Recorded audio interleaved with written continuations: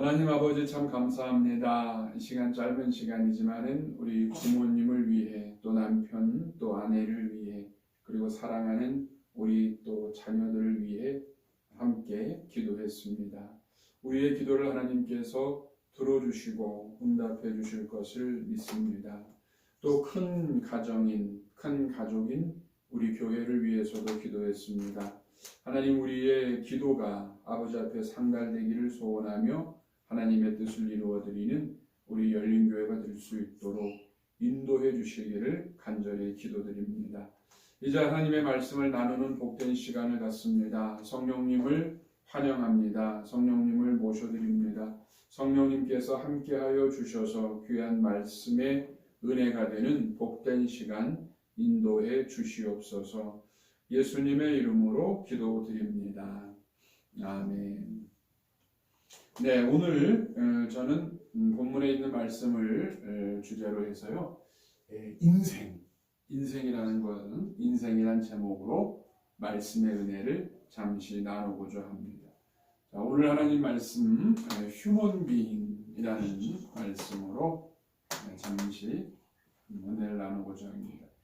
오늘 예수님과 그 현장에서 간음을 하다가 붙잡힌 한 여인과의 그런 짧은 만남이 본문에 소개되어 있어요. 그 본문에 보시면은 그 짧은 만남에서 우리가 인생이 무엇일까 하는 것을 잠깐 볼 수가 있습니다. 그래서 그 짧은 만남 속에서 첫 번째로 우리가 생각해 볼 수 있는 그 첫 번째는요, 인생은 정죄를 참 좋아합니다. 그래서 human being like to condemn 라고 말씀을 드릴 수가 있어요. 그래서 오늘 본문에 있는 말씀에 보시면은 바리새인과 그리고 서기관들이 간음하는 도중에 잡힌 여자를 끌고 와서 한마디로 예수님에게 물어보는 거죠. 돌로 쳐서 이제 죽여야 되는데 당신은 어떻게 하면 좋겠습니까? 그렇게 이야기를 하고 있는 거죠.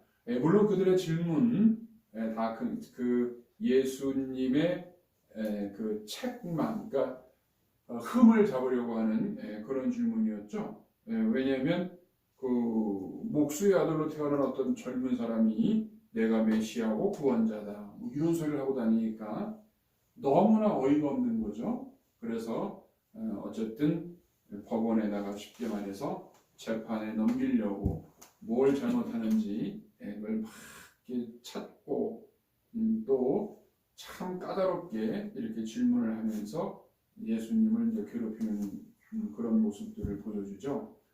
그런데 그런 그 본문에서 이렇게 보시면 그렇게 말씀을 해주고 있어요. 여기에 나오는 그 사람들을 보면은요, 정죄하는 것을 보게 됩니다.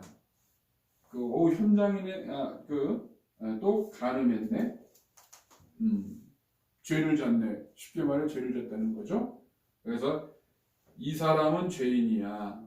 너는 죄를 졌으니까 벌을 받아야 돼. 그게 당시 서기관과 바리새인들의 생각이었는데요. 그런데 여러분 이게 그 옛날 그 사람들에게만 있는 그런 성품이었을까? 여러분 생각해 보면요, 인생은 여러분 다 인간은 누구나 다 이런 모습의 성품이 있는 것입니다. 정죄하려고 하는 속성이 있고 정죄하는 것을 좋아하고요, 또 정죄합니다. 그리고 인간은요, 자기의 그 죄 있잖아요. 자기의 잘못과 자기의 죄에 대해서는 한없이 관대해요. 너무나 관대한데 남에게 대한 그런 것들, 그런 남의 죄는요, 보고 넘어가지 못합니다.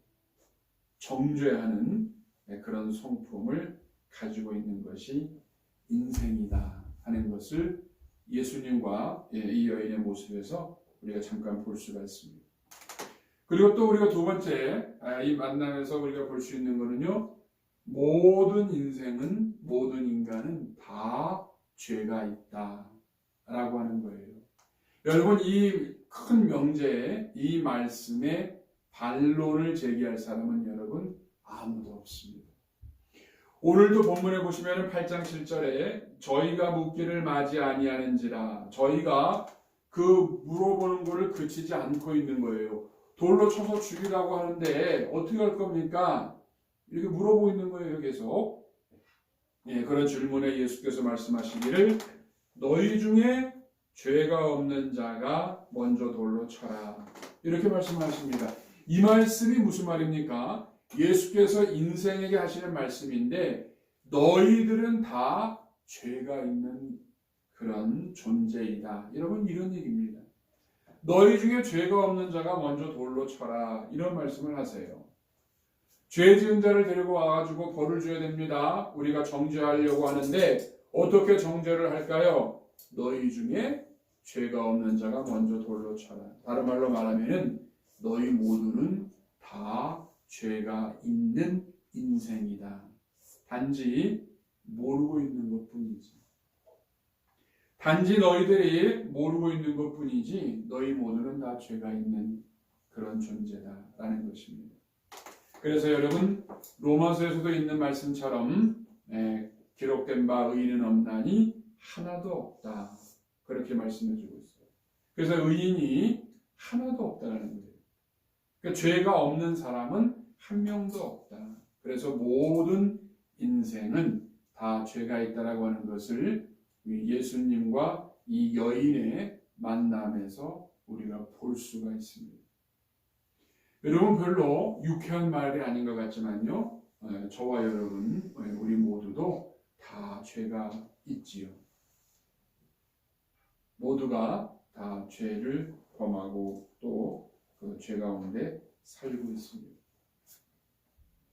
그 다음에 세 번째는 예수님과 이 여인의 만남에서 또 하나 우리에게 말씀해 주시는 인생은 모든 사람은 양심이 있다라는 것입니다.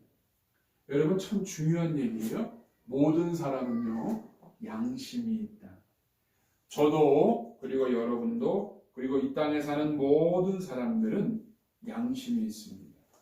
그래서 8장 9절에 있는 말씀에 보면은 이렇게 말씀해 주고 있습니다. 저희가 이 말씀을 듣고 양심의 가책을 받아 어른으로 시작하여 젊은이까지 하나씩 하나씩 나가고 오직 예수와 그 가운데 섰는 여자만 남았더라, 그렇게 말씀해 주고 있습니다. 그래서 모든 사람이 양심의 가책을 받았다고 했거든요. 다른 말로 말하면 모든 사람이 양심이 있다라는 것입니다. 양심이 없는 사람이 없어요. 그 모든 사람이 양심을 가지고 있다, 그렇게 말씀을 성경에서는 해주고 있습니다. 그런데 이제 중요한 것은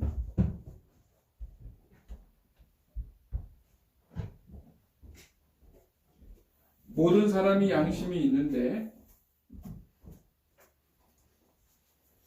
중요한 것은 양심에 가책이 되는 것이 죄다라는 것을 또 성경은 우리에게 말씀해주고 있습니다. 여러분, 고린도전서 8장 12절에 보시면은 참 중요한 말씀이 있습니다. 이같이 너희가 형제에게 죄를 지어 그 약한 양심을 상하게 하는 것이, 양심을 상하게 하는 것이, 내가 형제에게 죄를 범함으로 인해서 내 마음의 양심이 상하게 되는 것이, 그게 바로 예수 그리스도에게 죄를 짓는 것이다, 이렇게 말씀해 주고 있어요. 그래서 여러분, 양심의 가책이 되는 게 죄다라고 하는 것을 오늘 이 본문에서 예수님과 가늠한 여인의 만남의 이 이야기에서 우리에게 말씀해 주고 있는 것입니다. 모든 인생은 양심이 있거든요. 양심이 없는 사람이 한 명도 없어요. 그런데 양심의 가책이 되는 것이, 그게 바로 죄다. 그리고 사도행전 24장 16절에 보시면 이것을 인하여 나도 하나님과 사람을 대하여 항상 양심의 거리낌이 없기를 힘쓰노라, 그렇게 말씀해 주고 있습니다. 하나님과 그리고 사람 앞에 내 양심의 꺼리낌이 있게 되면 그게 죄라는 것입니다. 근데 그것이 없기를 힘쓴다. 바울은 그렇게 고백을 합니다. 그리고 디모데전서 4장 2절에 자기 양심이 화인 맞아서 불에 탔다는 말이죠. 자기의 양심이 화인을 맞아서 외식함으로 거짓말함으로 거짓말하는 자들이 되었다. 이렇게 말씀해 주고 있습니다. 그래서 양심이 여러분 화인 맞거나 다른 말로 말해 불에 탄다. 다른 말로 말하면요 양심이 소멸되거나 또는 양심이 온전치 않게 될 때에는 마귀의 속성인 거짓말하는 자가 된다. 이렇게 디모데전서에서 말씀해 주고 있어요. 여러분 어떻게 생각하십니까? 양심이라는 것에 대해서. 여러분 제가 이런 글을 한번 읽어봤습니다. 여러분 김종오라는 아이 혹시 기억나십니까? 그 아이의 이름이 김종오인가요? 홍가? 제가 이제 지금 이름도 잘 기억이 안 나요. 근데 그 아이가 10살일 때 그 아이의 아버지가 그 상해보험을 들었어요. 상해보험. 그러니까 인슈런스를 샀습니다. 그 아이의 father가 인슈런스를 사가지고 그 인슈런스가 상해보험인데요. 얼마냐 하면은 1,000,000원짜리를 들었어요. 1,000,000원짜리. 근데 그거를 이제 그 아이 앞으로 들었습니다. 근데 그 아이가 친자예요. 친자. 그리고 친부입니다. 친아들. 내 친아들인데 10살 난 아이인데요. 그 보험을 들었어요. 그리고 신문에 났습니다. 난 이야기죠. 그 아버지가 그 아들의 손가락을 그렇게 합니다. 그래가지고 다쳤다고 해서 상해보험 신청을 한 거예요. 1,000,000원. 근데 보험사에서 가만히 보고 가만히 조사를 해봐도 이게 자연적으로 된 것이 아니라 누군가가 절단시켰다라는 것을 지울 수가 없었던 거예요. 이게 누가 자른 것 같다 해서 경찰에 신고를 하게 되고 조사를 하게 됐습니다. 그래서 아버지가 1,000,000원, 여러분 1,000,000원, 캐나다 돈으로 10,000불이겠나요? 1,000,000원을 벌려고 친아들의 손가락을 여러분 그렇게 했습니다. 여러분 양심이 그 아버지가 그 행동을 할 때 그의 양심이 어땠을까요? 전 참 생각을 많이 해봅니다. 양심의 가책이 없었을까? 그리고 세상에 겨우 1,000,000원 가지고 1억도 10억도 억만금을 준다고 해도 어떻게 내가 사랑하는 내 아들의 손가락을, 그래서 아들이 평생을 불구로 살아가는 참 그런 생각을 또 행동을 할까 참 생각 많이 해봤습니다. 근데 여러분 세상이 그래요. 여러분 이런 얘기 너무 많이 들어보죠? 국제 결혼한 사람은 아내입니다. 그리고 임신까지 했어요. 한국에 와서 새로운 인생을 살려고 했던 그 아내를 국제 결혼해서 임신까지 시킨다. 보험을 5개 들어놓고 교통사고가 나가지고 갖다 들이받았죠. 조수석을. 그 아내가 직사했습니다. 여러분 너무나 놀랍죠? 그날이 공휴일이거든요. 공휴일. 그런데 그 보험약관에요. 공휴일날 죽으면요. 보험료가 더 많아요. 그 공휴일을 택했어요. 아이까지 뱃속에 있었어요. 자기 아이. 그의 양심은 무엇이었을까? 참 생각을 너무 많이 해보게 합니다. 여러분 반면에 이런 소식도 있습니다. 여러분 그런 일이 비일비재하게 많이 있지만 또 반면에는요. 우리가 잘 아는 교보문고라는 그 서점이 있죠. 한국에 서울에 있어요. 그 교보문고에 만 원을 봉투에 담아가지고요. 편지와 함께 사장 앞으로 편지가 하나가 배달이 됐어요. 그래서 그 교보문고의 사장님이 그 편지를 뜯어보니까 내용이 뭐냐면 10년 전에 내가 교보문고에 가서 책을 훔쳤습니다. 그것 때문에 지금까지 양심의 가책이 돼서 지금 이제서야 내가 그 책값을 돌려드립니다. 저를 용서해 주세요. 그 책 한 권 훔친 것 때문에 너무나 양심의 가책이 돼서 너무나 많은 시간 마음이 아팠습니다. 힘들었습니다. 근데 그때 그렇게 됐던 이유는 자기 형수님이 결혼을 해서 임신을 하게 됐는데 선물을 해주고 싶었는데 돈이 너무 없어가지고 그렇게 했습니다. 그랬어요? 그때 교보문고의 사장님이 되시는 그분이 어떻게 했어요, 여러분? 이 사람이 누군지를 찾으려고 애를 썼어요. 그런데 못 찾았습니다. 왜냐하면 보낸 사람 이름이 없고 보낸 주소가 발송된 주소가 어디냐면요, 경기도에 있는 화평교회였어요. 그래서 경기도의 화평교회를 의정부에 있는 교회잖아요. 거기를 찾아갑니다. 교보문고의 사장님이. 그래서 책 50권을 기증해요. 화평교회에. 그래서 화평교회 그 담임 목사님이 50권의 책을 받은 다음에 그거를 교회에다가 비치하죠. 그리고 그 위에다가 이름을 썼습니다. 양심도서 이렇게. 그래서 그 50권의 책의 제목은 양심도서이고요. 그 다음에 책은 당연히 여러 종류의 책이 있었습니다. 그래서 지금도 그 교회에서 그 책 50권을 교인들이 이렇게 빌려보고 나눠보고 그런다고 해요. 양심도서. 이런 반면에 그런 사람들도 있습니다. 양심. 양심. 오늘 본문에 보시면은 양심의 가책을 느꼈다 그랬습니다. 양심의 가책을 느끼는 게 죄다. 성경은 그렇게 말씀해주고 있고요. 양심이 화인 맞지 않기를 경고하고 있습니다. 여러분, 양심에 화인을 맞는다는 것은 여러분 이겁니다. 사람이 한 번 죄를 범하잖아요. 첫 번째 죄를 범할 때 굉장히 떨려요. 두렵고. 그렇지 않겠어요?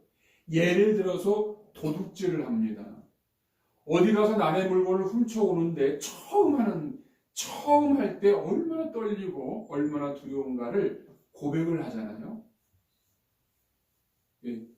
그걸 말하는 사람들의 말을 제가 들어보면요, 굉장히 떨린다 그래요. 몸이 부들부들 떨리고, 그리고 처음 도둑질을 하고 나면은 길 가다가도 괜히 경찰만 보면은 이상하게 막 나를 잡으러 온 것처럼 생각해서 그렇게 무섭고 피한다는 것입니다. 그런데 여러분, 두 번째, 그 다음에 세 번째, 그 다음에 네 번째, 다섯 번째, 도둑질을 10번, 그리고 도둑질을 100번쯤 하게 되잖아요. 그러면 자연스러워집니다. 도둑질이 너무 자연스러워져요. 양심의 꺼리낌이 없어져 버립니다. 그 상태가 양심에 화인 맞았다. 이렇게 표현하는 것입니다. 그래서 양심이 무감각해지는 상태가 되어버리면, 그러면 완전히 영적으로 이야기할 때 악한 영에 사로잡히게 되는 그런 상태를 성경은 우리에게 말씀해주고 있습니다. 여러분, 양심, 우리에게 주신 양심 참 귀한 거예요. 여러분, 너무 신기하지 않습니까? 양심이라고 하는 게 뭐길래 옳다 그르다를 우리가 우리 스스로 생각해서 결정할 수가 있는 힘, 참 훌륭한 겁니다. 여러분, 양심.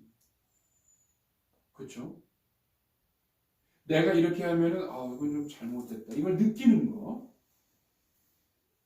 그런 양심. 그런 양심이 우리에게 있다.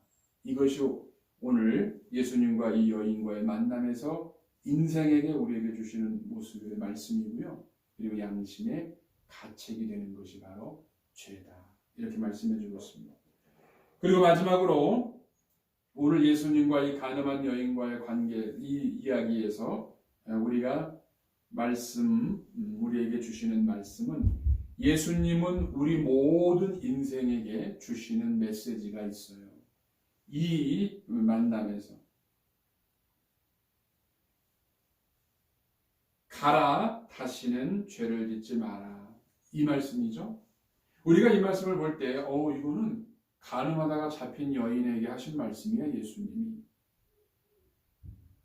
거기에만 한정되는 말씀이 아니죠. 우린 다 아시는 것처럼 이 엄청난 말씀은요, 우리 모든 인생에게 주시는 말씀인 것입니다. 예수님도 우리를 정죄하지 않습니다. 그런데 예수님이 우리를 정죄하지 않는 것과 그 당시에 돌로 쳐 죽여야 됩니까? 말아야 됩니까? 라고 말한 사람들이 정죄하지 못하고 다 뿔뿔이 흩어졌다 그러잖아요.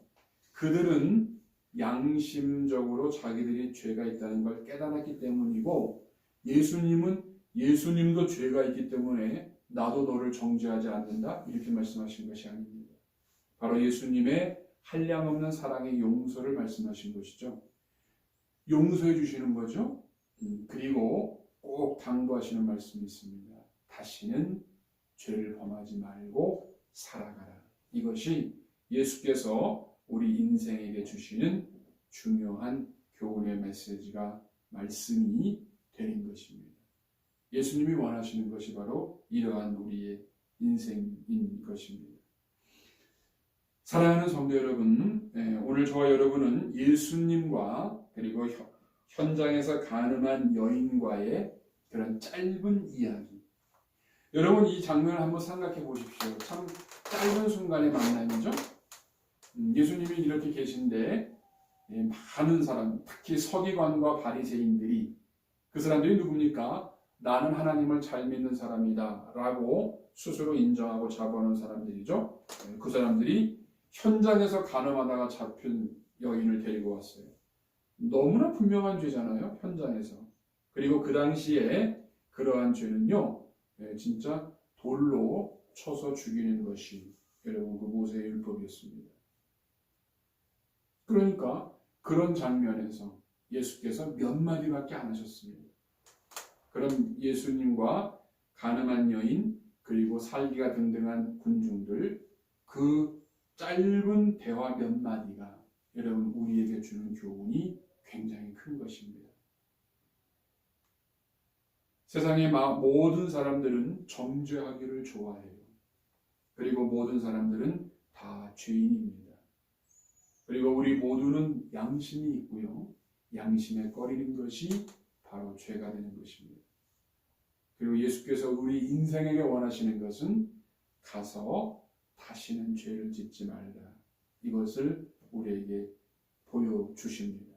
이 짧은 만남에서 우리는 다시 한번 예수님의 말씀을 깊이 생각해 보면서 양심이 화인맞지 않은 상태, 다시 말해서 양심이 건강한 상태, 양심이 깨어있는 상태, 또 양심이 살아있는 그런 저와 여러분, 우리 모두가 되시기를 주의 이름으로 축원합니다. 우리 함께 기도하겠습니다. 여러분 같이 한번 생각해 보죠. 그 장면을 한번 생각해 보세요. 2000년 전에 예수님과 성난 군중들, 그리고 그 앞에 힘없이 끌려 나온 한 가련한 여인. 사람들은 정죄하고 이제 벌 주려고 합니다. 예수님께서 하신 말씀. 예수님이 왜 그런 말씀을 하셨을까? 여러분, 예수님이 그런 말씀 하실 때 무슨 의도와 무슨 마음으로 하셨을까? 여러분 한번 생각해 보세요. 그리고 그 가늠한 여인에게 하셨던 그 말씀, 오늘 나에게는 어떻게 적용되고 이해가 되어야 될까?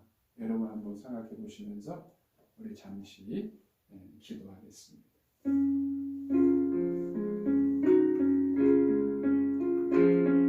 가늠한 여인, 참 불쌍한 여인이구나. 여러분, 어떤 이유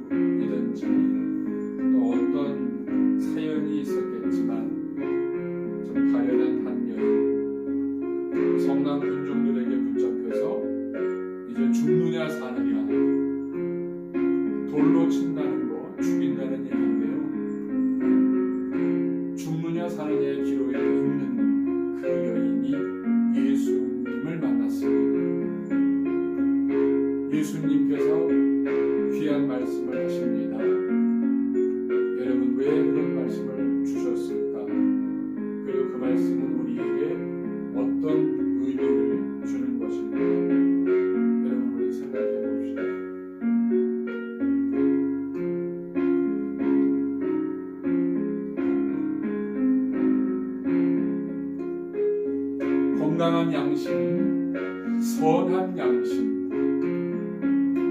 여러분, 그 귀한 고귀한 양심을 우리가 잘 간직하고 그런 순전한 양심으로 하나님께 더욱더 다가가는 그런 우리가 되기를 원합니다. 양심에 꺼리는 것이 그리스도에게 죄를 짓는 것이다. 사도행전에서 말씀하십니다. 여러분, 우리의 양심이 항상 깨어있고 살아있고 건강한 양심. 그래서 선과 악을 구별하고 죄를 분별하고 하나님이 기뻐하시는 것이 무엇인가를 분별할 수 있는 그런 건강한 양심이 늘 우리에게 있기를 소원해 봅니다. 하나님, 우리는 너무나 연약하고 나약해서 넘어질 때가 많이 있습니다. 하나님 도와주시고 함께하여 주셔서 늘 주님이 원하시는 귀한 삶을 살아가게 부족함이 없는 우리가 되기를 원합니다. 하나님 감사드립니다. 하나님께서 주신 이 양심을 선한 양심으로 아버지 앞에 나아가는